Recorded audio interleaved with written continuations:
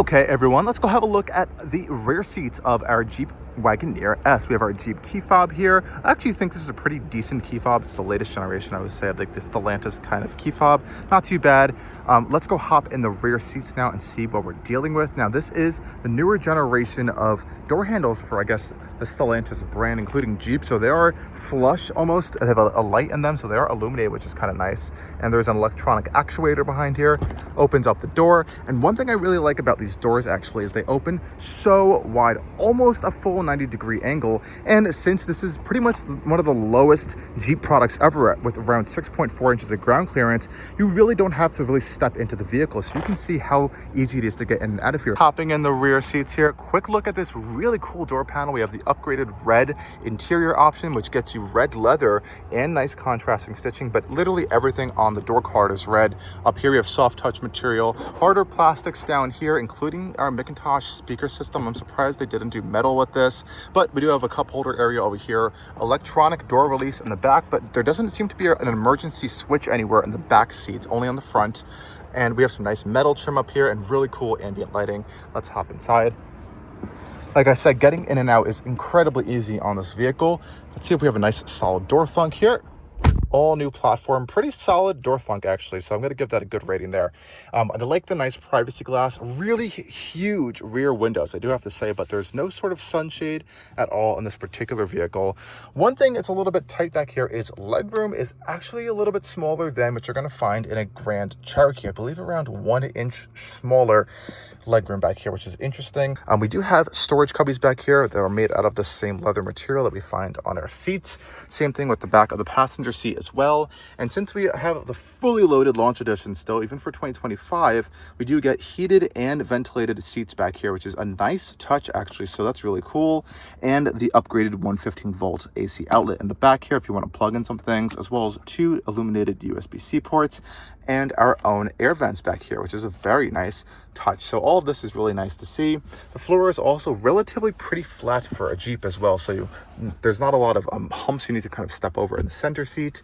Seats themselves are okay, I would say. I would like a little bit more thigh support. I do feel pretty low in the vehicle in this car. I don't feel like I'm sitting up that much, but it's overall pretty comfortable. Good amount of depth. Back support's pretty nice as well. We do also have a folding center console over here with 2 cup holders as well, which is a nice touch.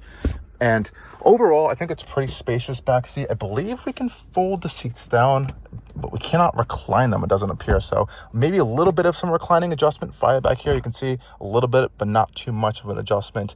Now, one thing to talk about back here, though, that could impact some people is headroom. So as you guys can see, this is a sloping rear roofline. It goes very steeply far back there. So if you are a little bit taller, I would say over 6 feet tall, actually, since I am 6 feet tall, I only have about a ½ inch of headroom right here, putting my head back. So that's how steep this headroom kind of comes off in the back of the vehicle. So that's something to keep in mind. I will try to get this on camera for you guys. You can see how close this top headrest is to this kind of slant in the roof back here. And this is mostly because of the aerodynamic shape of the vehicle, but also we have this massive panoramic glass roof, which does have a sunshade and it opens and it does let a lot of light into the cabin, but it does impede a little bit on headroom. Now, we also do have hooks over here as well as a little grab handle, and we do have LED lights in the back of this interior as well for some additional lighting. And again, the ambient lighting back here is actually quite tasteful, but I think the real cool piece of this interior has to be up front as it draws from its bigger brother, the Wagoneer and Grand Wagoneer. Opening up the door,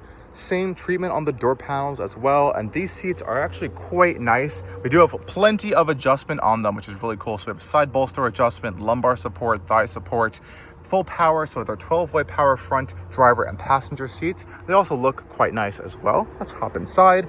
Also peek this little cool little Easter egg on the side panel over there for the Wagoneer. And we'll also note we have the emergency release on these front doors over here. Pretty solid door thunk there, and you can hear how instantly quiet it gets in this vehicle. There is plenty of sound insulation actually, so you can't hear that bird chirping anymore, for example. Pretty thick glass all around us. And to power on our Wagoneer S, we do actually have a power button located right here in the center console. So you put your foot on the brake, press this little button here. A courtesy wipe that comes on there. These are kind of nice buttons. We have power and auto, all 4 windows. We We have folding mirrors as well, which is nice. Memory seats over here. We can see this nice aluminum trim on the side, which carries throughout the entirety of this wild looking dashboard and this interior. Some gloss black plastic in here, but I do like how we have a stitched upper dash portion, very slim and trim air vents throughout the top over here as well. And let's start off with this steering wheel. So it's very, very unique. We have contrasting stitching on it. I think it's actually quite nice overall. I don't really have any complaints with it. No paddle shifters, though we do have our volume and track forward and reverse on the back of there. And again, we have this one stalk here for our turn indicators as well as wiper controls. All of our lighting controls have been moved to these buttons over here, and we do have a release for our front trunk, which is a nice, easy, convenient location for all this stuff, even though you do have to press really hard on some of the buttons. You can't just soft press it. You really got to press into it to actually get it to work. So that was one thing I noted this week. Buttons on the steering wheel work totally fine. I'm glad they're regular buttons and not gloss black. So over here we have our controls for our digital cluster. Over here we have our controls for our driving assistance system. Now, the next real complaint, which I do believe is a genuine issue, is this heads-up display. It does not come across on camera, but if you go test drive one of these things or see it in person, this has to be one of the smallest font heads-up displays I've ever seen in the industry. It's honestly dangerous, I think, to use because you literally cannot see anything that's being displayed on this heads-up display whatsoever. Now, there are different modes actually for the heads-up display, so I can adjust it from custom, simple, advanced, and standard. So here's what it looks like in simple. Here's standard, and here's the advanced. So for some reason, simple just mildly enlarges our speed, but the rest of them are so tiny, it's just borderline unusable. So I really hope this can be fixed via like a software update or something, because it's just not that simple or easy to use, and it kind of defeats the purpose, in my opinion, of a heads-up display. So coming over to our center console area, here is where we're going to have our latest generation Uconnect 5 system. And now this layout over here, so we have this screen, our lower climate screen, as well as a passenger display over here. Very familiar to the rest of the Wagoneer lineup. Even some of the Grand Cherokees can even get this screen on the side over here as an option. Overall, I think this is actually pretty good. We have a lot of physical buttons here, very nice volume knob over here, tune scroll, and this tune scroll can also be used use the infotainment screen when you're in Apple CarPlay, which is pretty cool, almost like an iDrive style controller.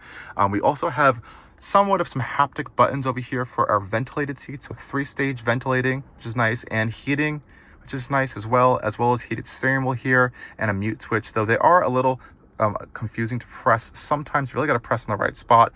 Thankfully, we do have buttons still in the screen to control these because I actually prefer to use those. The one thing I will note here is I'm sitting in my driving position, and yeah, you can't see that entire panel right there. You really do have to lean over to actually see anything on this panel right here. So that's a little bit frustrating in some situations, though you may just get used to that stuff and it may not become a problem down the road. Now, I did talk about this panel here, which we saw in the Dodge Charger EV as well. I'm not the biggest fan of how it operates. In bright daylight, these buttons are very, very difficult to see actually, and if they are on, if there's a red light on them, you cannot see it whatsoever. But since we can see it now, it's this haptic touch panel here. Camera screens are pretty good, very clear, crystal clear cameras. I have to say these are actually really good. Just getting to all of your other camera layouts is a little bit clunky sometimes.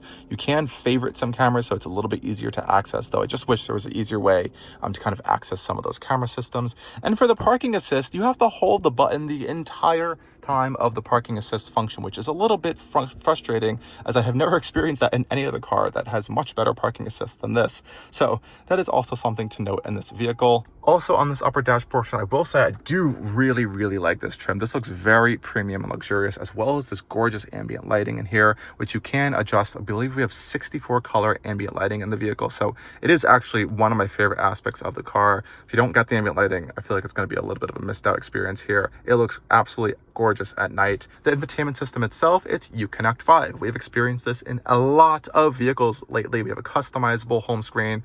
You can keep adding widgets there. We have a simple kind of widget bar up here as well, which you can kind of customize all your quick access widgets up here. I like the electric vehicle pages in here. They're actually pretty decent. So we have creep options, regen options. We can see our power flow, drive history, and a whole bunch of other EV information that was missing on the Dodge Charger Daytona EV. Down here in the lower screen section, this is an interesting screen. So you don't get this screen on the limited trim. I believe there may be a package that may allow you to get it, but the one that I saw did not have it. It actually moves up. up. It's not power, you literally just push it up out of the way. It has a little bit of some squeak to it, but I think it's actually kind of cool because it reveals this massive storage space in here that is felt lined. It goes really deep back, 2 USB-C ports and an HDMI port for your passenger display if you want to plug something in there, and you just pop it down, it slides back down, and it actually works pretty well. And I like how we have a separate screen down here for our climate system. So all of these panels right down here, these buttons will always be your climate controls for your fan speed, temperature, and other stuff. We even have an eco climate control. And one of the best parts about this vehicle has to be the front massage. I've always said this, that Stellantis or FCA, whatever you want to call them, they have the best massage, I think, in vehicles in the market. I don't know what they do. It's just really, really good. It actually feels like you're getting a real massage, unlike some of those other systems that just have lumbar moving in and out. Over here in the center console over here, we have our power switch that we mentioned.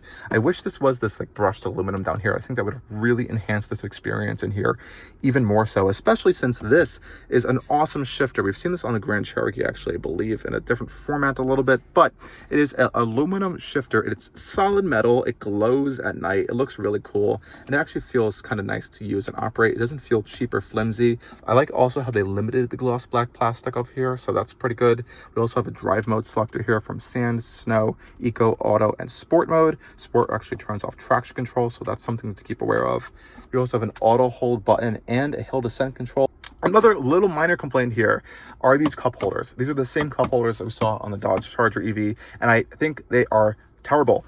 They just don't hold a majority of just bottles or cups or anything unless you have some giant like super gulp from like 7-Eleven. It's just not going to stay put in here. And especially with this little piece over here being open, I guess you're supposed to put a phone here, but they should have put a divider, because we have a phone storage port right here in the center console actually, for our wireless charger, which is actually a great location because it's easy to access, and also really great glove box, really deep, felt lined, and we have some ports in here for charging, which is nice. Also like this armrest. But this just needs some more work, honestly, because any single cup, even a venti iced coffee from Starbucks, putting in here flies back the second you step on the accelerator. Over here, glove box area, pretty decent sized, felt lined as well.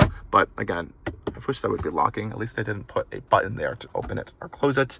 Again, the seats I mentioned are actually pretty generally quite comfortable. We have bolster support on the side with the 12-way adjustment there. The massage, heating, and ventilating, like we saw. Adjustable headrests, nice contrasting, like this piping as well, and lots of nice stitching. So these are actually quite comfortable. Same thing with all of our controls up here, are very easy to use for our giant panoramic glass roof. We have a sunglass holder over here as well, and if you will note, we have a digital rear view mirror, which you can make physical, but the view out back there is actually quite tiny because of the sloping roofline, so this actually comes in handy quite a lot and has never gone wrong. So I do like this quite a lot in the vehicle.